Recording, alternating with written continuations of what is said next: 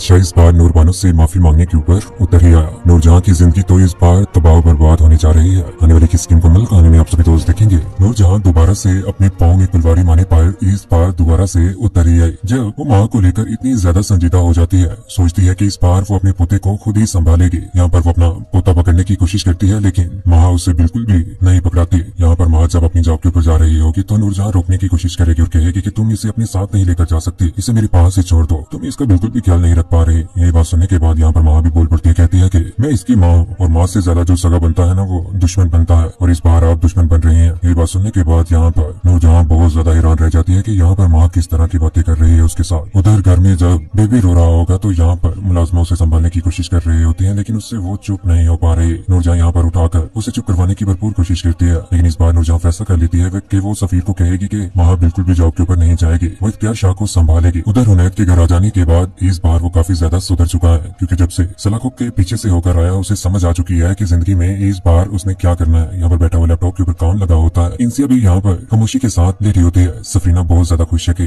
हुनैद इस बार उसे और उसकी बेटी को इज्जत दे रहा होता है। सफरीना कहती है, यहाँ पर बोल पड़ती है, कहती है कि हुनैद जिंदगी बहुत लंबी है और बेटियों को न जाने किन किन आजमाइशों से गुजरना पड़ता है। यही बात सुनने के बाद यहाँ पर हुनैद सफरीना की तरफ देख रहा होता है और उसे कहता है कि मैं अपनी बेटी की सारी हकूक भी पूरी कर रहा हूँ, यहाँ तक कि अपनी माँ के खिलाफ जाकर इस बार तुम्हारे साथ रह रहा हूँ। तुम्हें पता है ना, नूरू मामा यहाँ पर इंसिया के आने से जरा भी खुश नहीं है। सफरीना यहाँ पर अपने मजे के बारे में भी हुनैद के साथ बातें करती है कि यहाँ पर किस वजह से वो परेशान हुई, आप ही की मामियों की वजह से। हुनैद गुस्से में आकर सफरीना को देख रहा होता है। उधर खाने की टेबल के ऊपर इस बार माँ तो ऑफिस में जा चुकी होती है अपनी जॉब के ऊपर, लेकिन यहाँ पर नूरजहां आग बबूला हुई पड़ी है, क्योंकि जिस तरह से माँ उसकी किसी किस्म की कोई बात नहीं मानती तो वो अपने बेटों के ऊपर आजमाएगी ना अपनी सारी की सारी चालें। कहेगी कि माँ को कहो जितनी जल्दी हो सके वो जॉब छोड़ दे, सबसे पहले इख्तियार शाह, उसके बाद कोई और। तुम्हें मेरी बात समझ नहीं आ रही। यही बात सुनने के बाद यहाँ पर सफीर कहता है कि उसे जॉब करने से मत रोकें आप, उसका पूरा हक है। जब मैं कह दिया कि माँ जॉब नहीं करेगी तो वो नहीं करेगी। यही बात सुनने के बाद यहाँ पर सफीर का बुक रह जाता है कि आखिर इस बार वो करे तो करे क्या, माँ भी उसकी किसी किस्म की कोई भी बात नहीं मानेगी। हुनैद अपनी माँ को यहाँ पर गुस्से में आया देखकर परेशान हो जाता है कि आए रोज नूरू मामा का बीपी हाई ही रहता है, अल्लाह खैर ही करे। सफरीना भी परेशान है, लेकिन कब तक, नूरजहां का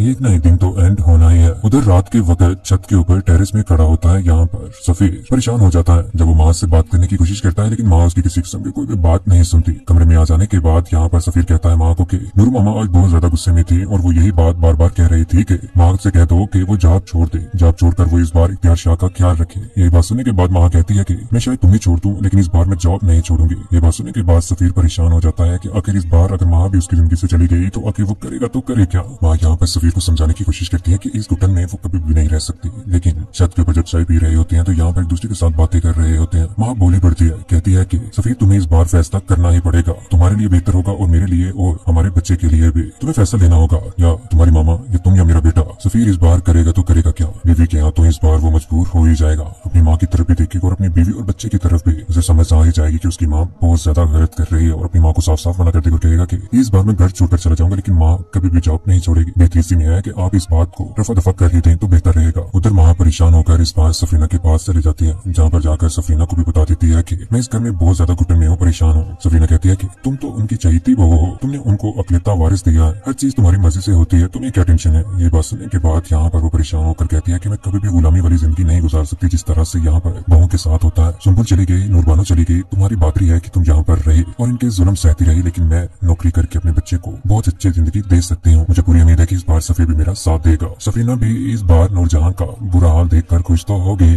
उधर नूरजहां झूले के ऊपर बैठी हुई परेशान है कि इस घर में उसकी किसी किस्म की कोई भी बात नहीं मानी जा रही। सफीर ने भी उससे जवाब दे ही दिया। उधर रात के वक्त काला जोड़ा पहनकर आंखों में आंसू लिए हुए नूरजहां रो रही है, परेशान हो चुकी है कि आज उसके पास उसके बेटे भी नहीं आ रहे, उससे तंग आ चुके हुए हैं, क्योंकि वाकई नूरजहां ने अपने बेटों की खुशियों को तबाह करने की कोशिश की हुई है। उधर नूरबानो जिसके दोबारा से इस बार जख्म ताजा हो ही गई, जब कबर्ड ओपन करती है तो अपने बाप को वही सूट जो नूरजहां के तीनों बेटे ने खासतौर पर मुराद ने गिरबान पकड़कर फाड़ा होता है, अपने बाप के सूट को अपने ही सीने से लगाकर आंखों में आंसू लिए हुए इस बार वही सूट एक छत के ऊपर चली जाती है, जहाँ पर मुराद शाह भी उसके पीछे पीछे वहाँ पर पहुंच ही जाता है। नूरबानो को यहाँ पर परेशान देखकर कहता है कि ये क्या तुमने व्हाइट कमीज पकड़ा हुआ है, क्यों परेशान होकर बैठी हुई हो। नूरबानो कहती है, ये वही कमीज है जो तुमने और तुम्हारे भाइयों ने फाड़ी थी, मेरे बाप की वो कमीज। आंखों में आंसू लिए हुए यहाँ पर बहुत ज्यादा परेशान होती है। मुराद शाह भी इस बार परेशान हो जाता है कि आखिर ये हो क्या गया। नूरबानो कहती है, तुम्हारे साथ ये झूठी जिंदगी में मजीद नहीं गुजार सकती। ये बात सुनने के बाद मुराद शाह के पांव तले से तो जमीन ही निकल जाती है। अगर इस बार वो जाए तो जाए कहाँ पर, वापिस गया तो वहाँ पर नूरजहां जो बिल्कुल भी मुराद शाह को एक्सेप्ट नहीं करेगी, और यहाँ से गया तो